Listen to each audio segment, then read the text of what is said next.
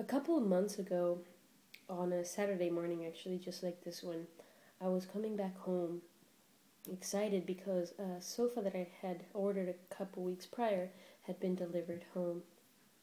So as I walk in the door, I am greeted by the most unpleasant attitude from my husband, who exclaims, "It's way too small."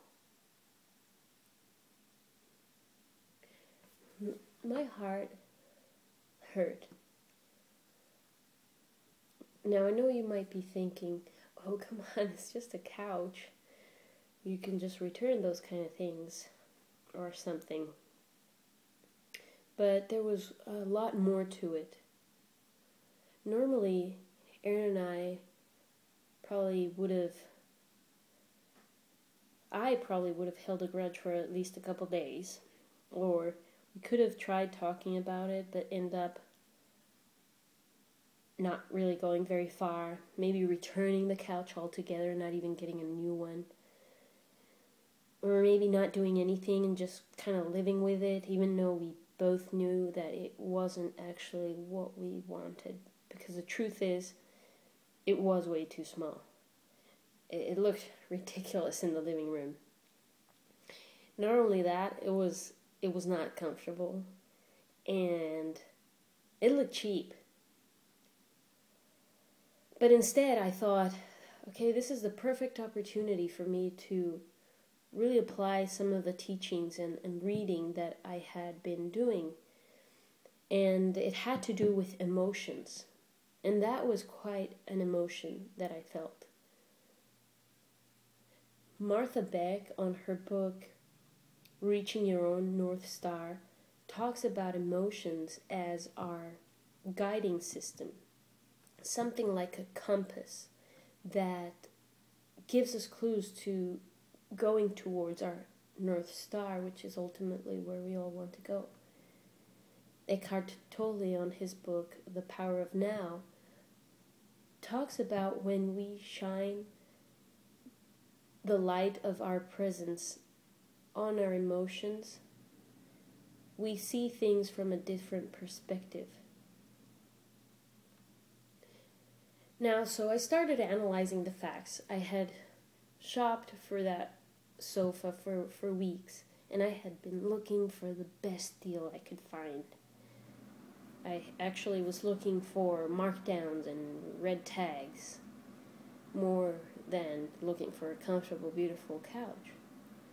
And one thing that was very important is that I paid for it in full, in cash, with my last real estate commission check, which was a pretty tough transaction for me to close.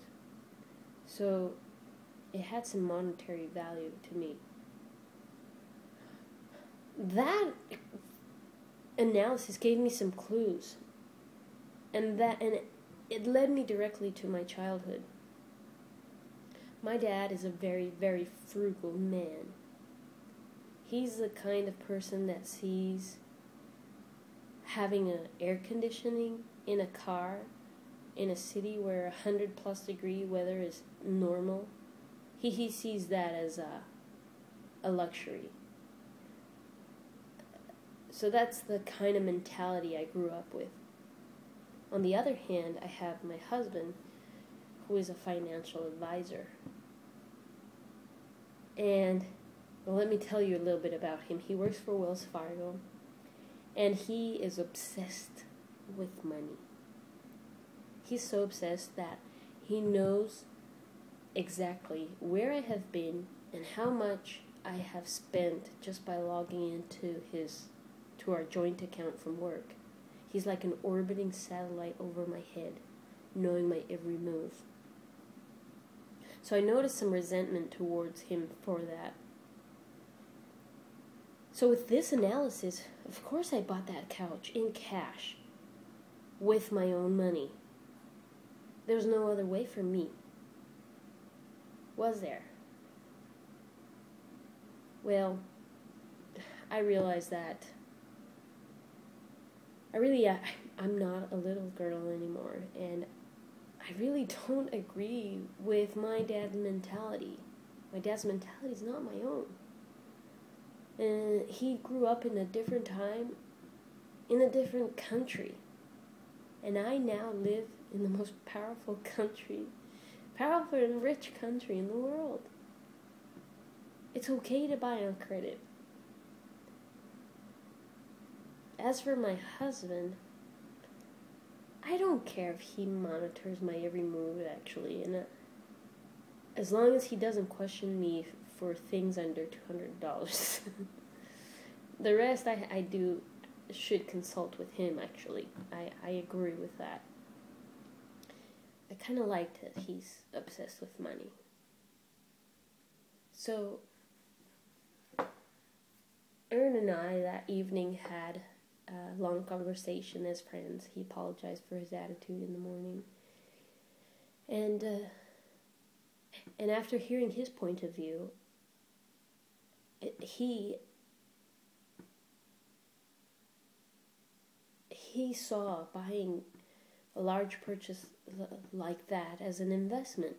He preferred to pay more upfront and get something that would be useful, something that we could share with the family, something that we could actually be proud of, and not have to buy another one in a year or two. And I completely agreed. Later on that week, I got 3 options for us to look at together. We agreed on the size, the texture, the color, and we special ordered it. And I've got to tell you that when that couch arrived, I cried. It wasn't the sofa. It was like I felt I had been freed from my own limitations. And it felt really good. So the next time that you are confronted with a strong emotion, I would strongly encourage you to ask yourself, what is this? Where did it come from? And what do I do with it? Fellow Toastmasters.